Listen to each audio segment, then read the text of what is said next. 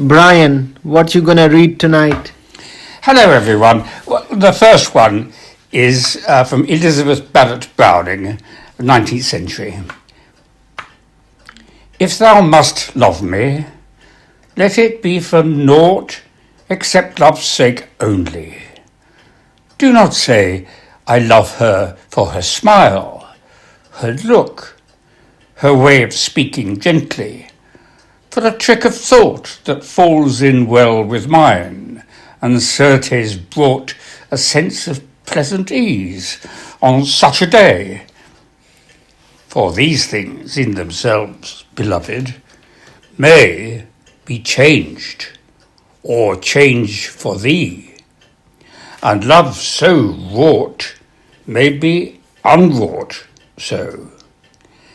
Neither love me for thine own dear pities, wiping my cheeks dry. A creature might forget to weep, who bore thy comfort long, and lose thy love thereby.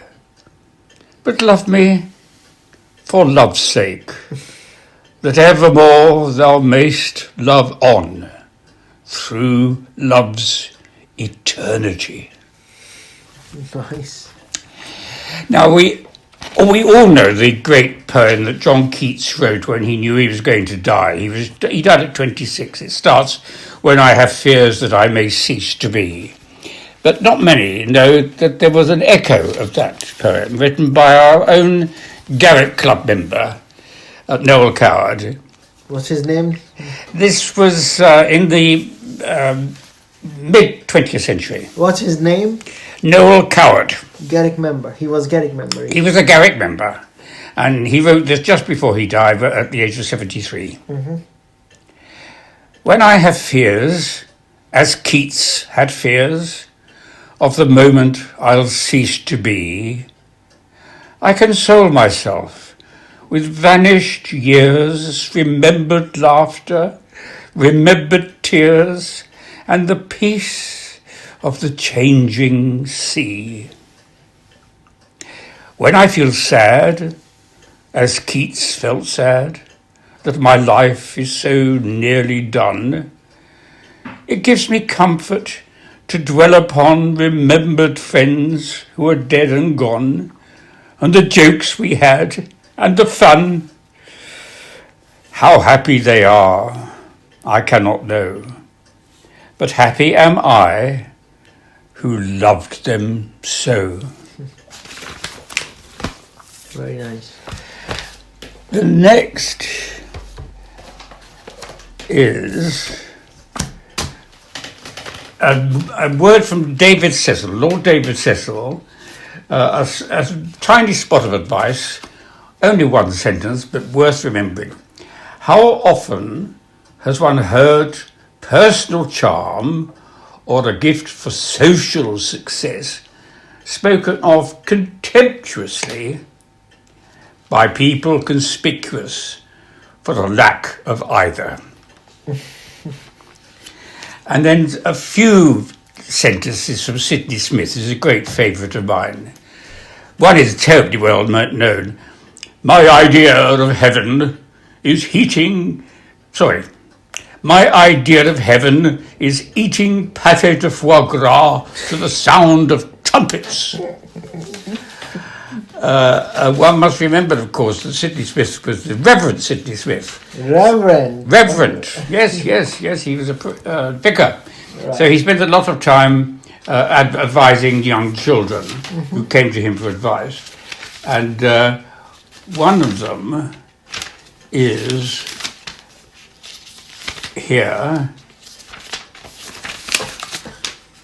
Wait a minute. Yes.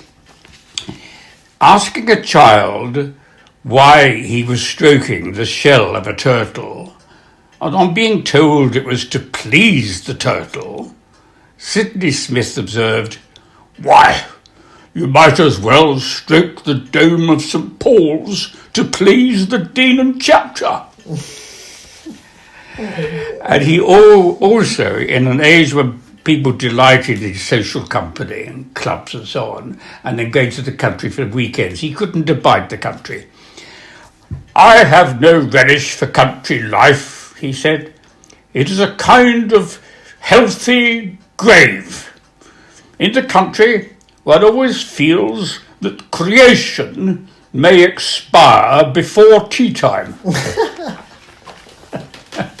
So, next, I've got Groucho Marx, who made the famous remark that he'd once shot an elephant in his pyjamas, and then added, "How he got into my pyjamas, I'll never know." And then, to finish, first of all, one of the most devastating poems in the English language.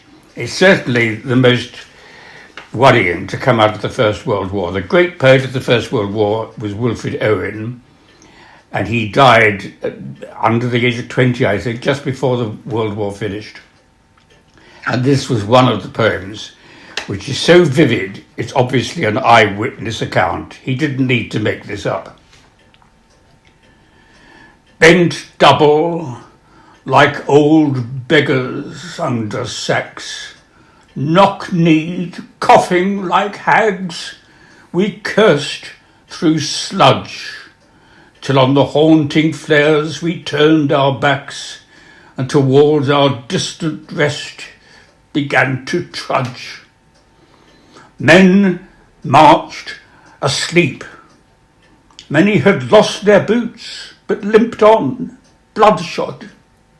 All went lame, all blind, drunk with fatigue, deaf even to the hoots of gas shells dropping softly behind. Gas! Gas! Quick, boys! An ecstasy of fumbling, fitting the clumsy helmets just in time, but someone still was yelling out and stumbling and floundering like a man in fire or lime. Dim through the misty panes and thick green light, as under the green sea, I saw him drowning. In all my dreams, before my helpless sight, he plunges at me, guttering, choking, drowning.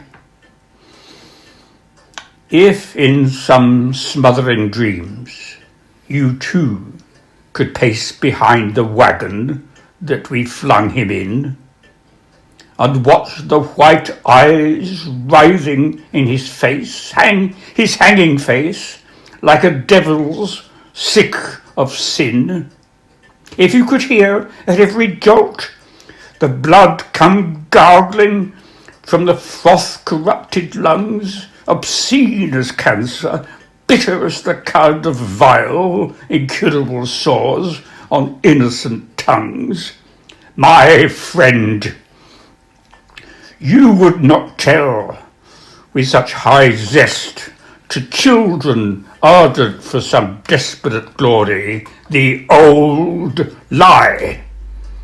Dulce et decorum est pro patria mori. Full of anger. And finally, as a touch of whimsy, this is a little conversation in school.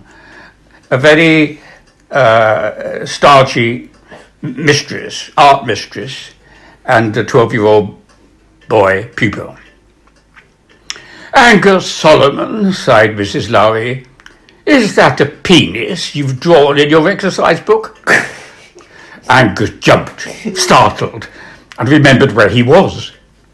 Mrs. Lowry was standing next to his desk, staring down at the page.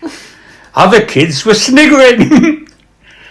Angus felt his mouth go dry and his heart speed up. For a second he thought about lying. He decided not to. No, miss, he admitted. It's a submarine. Mrs. Lowry nodded grimly. I thought as much, she said. Now stop wasting time and draw the penis like I asked you to. And she pointed to the one she'd drawn on the blackboard. See you next time.